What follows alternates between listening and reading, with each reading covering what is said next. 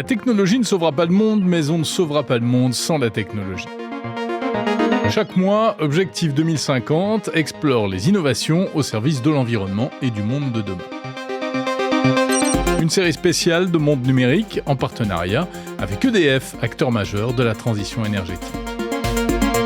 Dans cet épisode, on revient sur l'événement de l'été, les Jeux Olympiques et notamment la flamme qui a illuminé le ciel de Paris une bonne partie de l'été. Une prouesse technique qui paraissait tout d'abord impossible à réaliser. Je pense que la plus grosse surprise pour nous, ça a été de voir en fait ce qu'on pensait être des obstacles tomber les uns après les autres, et puis cette date du 26 juillet se rapprocher, puis les choses se faire. Allumé pour la première fois le 26 juillet 2024 pour l'ouverture des Jeux, définitivement éteinte le 14 septembre pour la fin des Jeux paralympiques, la vasque aura illuminé les JO de Paris 2024, suspendue à son ballon qui montait dans le ciel chaque soir lorsque la météo le permettait. Une vraie fausse flamme en réalité, qui était une combinaison insolite d'eau et d'électricité. Une réalisation d'EDF, Axel Morales, chef de projet au sein d'EDF Pulse Design, concepteur de la flamme, nous rappelle tout d'abord comment elle fonctionnait. Oui, donc cette flamme, cette nouvelle flamme qu'on appelle nous la flamme électrique, est issue donc d'une recherche assez longue, mais on pourra détailler, qui s'est arrêtée en fait sur un principe qui utilise une brumisation d'eau, donc l'émission d'un nuage de gouttelettes d'eau particulièrement fines, qui vient nous donner un support en fait pour accrocher de la lumière qui est faite par des éclairages LED haute puissance qui viennent donc mettre en lumière cette brume, et qui est complété par plusieurs ventilations qui vont venir animer cette brume, lui donner son mouvement, la faire se lever plus haute. Et finalement, l'ensemble de ce mouvement de la brume, de sa mise en lumière et en couleur, et même du panache résiduel, arrive à la création de cet effet de flamme convaincant, et qui était une des contraintes lors des recherches des équipes qui a été posée par le CIO. C'était vraiment d'obtenir une flamme dont on puisse vraiment penser, en tout cas pendant les premiers moments et avant les explications, qui soit une vraie flamme aussi vivante, aussi naturelle que celle qu'on connaît traditionnellement. Mmh. Alors, on le sait aussi maintenant, c'était un vrai défi technologique de mettre au point cette vraie fausse flamme. Oui, c'est une histoire qui vient de loin, avec déjà des premières intentions à l'époque chez EDF, lorsque EDF Energy, la filiale UK, était partenaire de Londres 2012. Il y a eu des prémices de réflexion à ce moment-là et qui ont été réactivées en 2021. Donc au sein de notre équipe Pulse Design, avec un groupe de 3 designers et 3 ingénieurs qui, plus aidés d'autres chercheurs qui ont travaillé d'abord à réfléchir quelles solutions techniques mettre en place, puisque la question de la brume et de la lumière ne s'est pas directement imposée. Et à partir du moment où ils ont trouvé ça, il y a vraiment eu aussi derrière, en fait, j'ai toujours que c'est beaucoup en fait un travail d'expérimentation, de réglage, d'affinement, parce que c'est pas simplement avoir le principe, mais après c'est vraiment être capable d'aller loin dans la finesse de sa mise en œuvre pour obtenir l'effet le plus convaincant possible. Et c'est une vraie installation, enfin c'est une installation extrêmement sophistiquée, c'est ça qui est assez étonnant. C'est ça, donc ce que je disais, donc une recherche qui a eu lieu en 2021-2022 au laboratoire, qui était d'abord sur des prototypes d'assez petite échelle, puisque on ne savait pas si cette flamme, le COJO avait entrouvert une porte, mais est-ce qu'elle rejoindrait une torche? Est-ce qu'elle rejoindrait un chaudron du relais? Est-ce qu'elle rejoindrait la vasque? À l'époque, les choses étaient ouvertes. Nous, on travaille plus à l'échelle de l'objet ou du gros objet traditionnellement par nos formations de designers. Et au moment où cette porte s'est ouverte de manière plus concrète sur la vasque, là s'est posé un nouveau défi. Le défi qu'on avait eu avant était un peu celui de la sophistication et de la miniaturisation, et s'est posé ensuite le défi de l'échelle et de la fiabilité d'un tel dispositif pour une flamme qui doit fonctionner durant 15 jours d'affilée pour les Jeux Olympiques, puis 12 jours d'affilée durant les Paralympiques, sans jamais être éteint, quoi qu'on fasse dessus, quelles que soient les maintenances ou les opérations.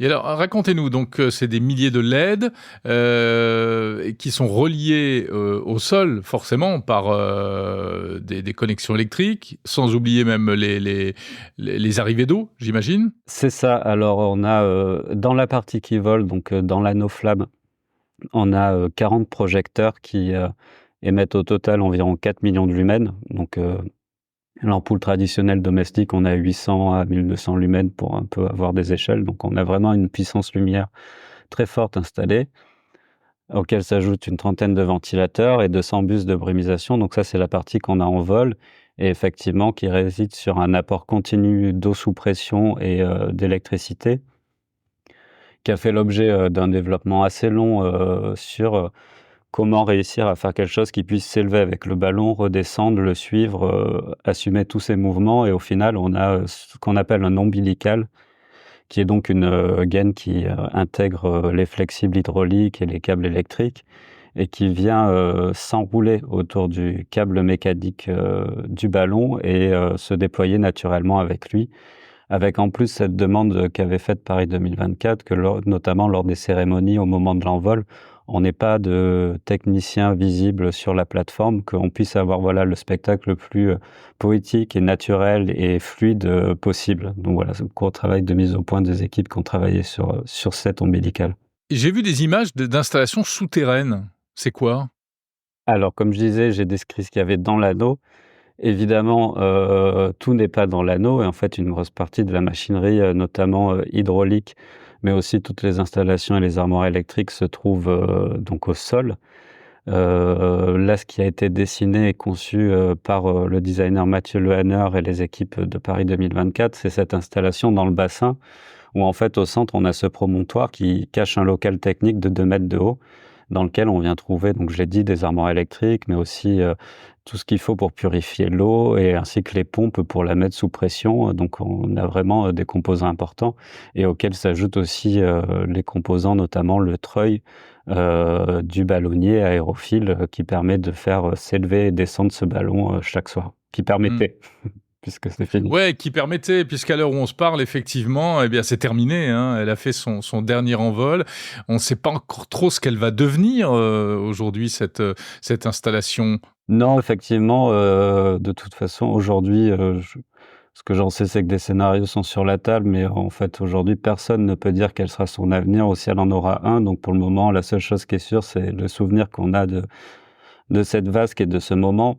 Aussi, il faut pas sous-estimer que ça a été une période, voilà, ça a été un très, très beau travail de conception réalisé, mais ça a aussi été un beau travail d'exploitation de la part des équipes, depuis le 26 juillet dernier. Donc c'est un objet qui nécessite une présence et un appui humain important pour, voilà, pour assurer, le spectacle. Je reviens un instant sur le fonctionnement. On sait que la volonté, c'était de faire une flamme écologique, on va dire. Mais en quoi est-ce que cette installation électrique, même si c'est des LED, on imagine qu'il y avait quand même une consommation électrique non négligeable, en quoi est-ce que c'est particulièrement respectueux de l'environnement ? Donc déjà, la première chose que EDF a fait ou fait dans ce partenariat avec Paris 2024, c'est la fourniture d'une électricité 100% renouvelable, garantie d'origine par EDF pour l'ensemble des installations de Paris 2024. Et cette vasque s'inclut en fait dans ces sites Paris 2024 qui ont donc une énergie 100% renouvelable. Effectivement, on a une puissance installée qui est relativement importante, mais bon, qui reste à la mesure d'un événement comme celui-ci, et puis notamment aussi des stades et des choses qu'on voyait autour. Donc on reste sur un objet qui déploie quand même des moyens qu'on a essayé de garder les plus sobres et limités possibles. Sachant qu'on ne disposait pas forcément d'ACV d'ailleurs sur les vasques de jeux précédents, puisque à chaque fois la vasque varie de taille, de format à chaque Olympiade.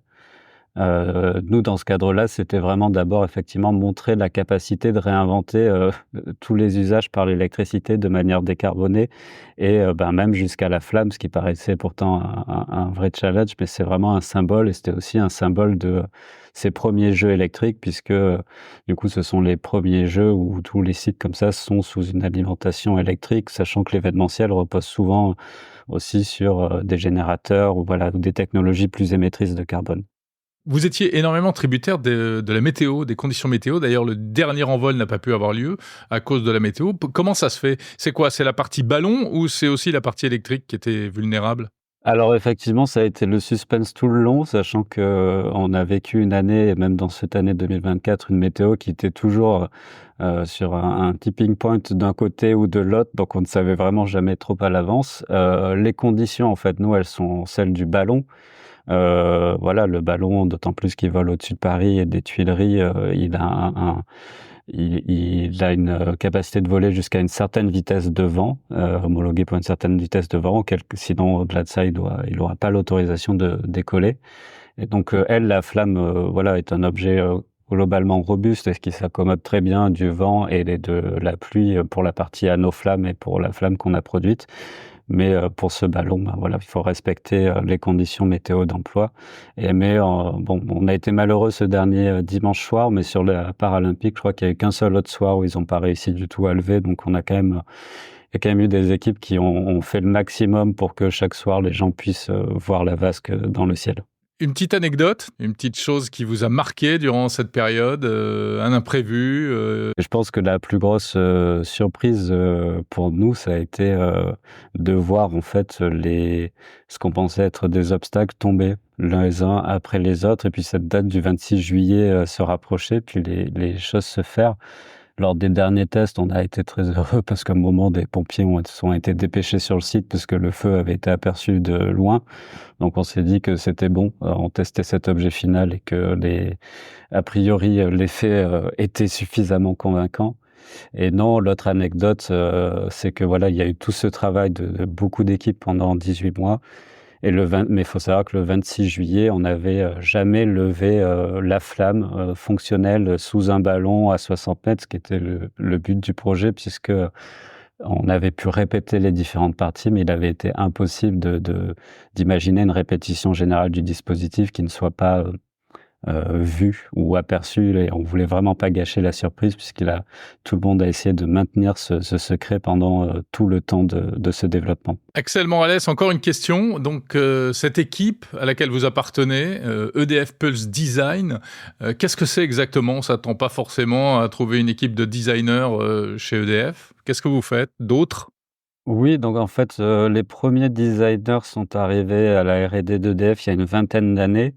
Le laboratoire de design a été créé, lui, en 2013, et puis il y a 3 ans, on a rejoint la direction innovation à sa création. On a plusieurs casquettes, 2 principales. Une, c'est d'appuyer les métiers et les filiales et aussi des fois les startups partenaires sur des projets innovants. Par exemple, actuellement, sur du déploiement de solaire sur des canaux hydrauliques EDF pour renforcer l'utilisation et la production d'énergie possible sur le foncier EDF. Nous, la réflexion qu'on va apporter dans des sujets comme ça, qui peuvent être donc digital, infrastructure, produits et services grand public ou pro, enfin voilà, c'est très varié comme les EDF.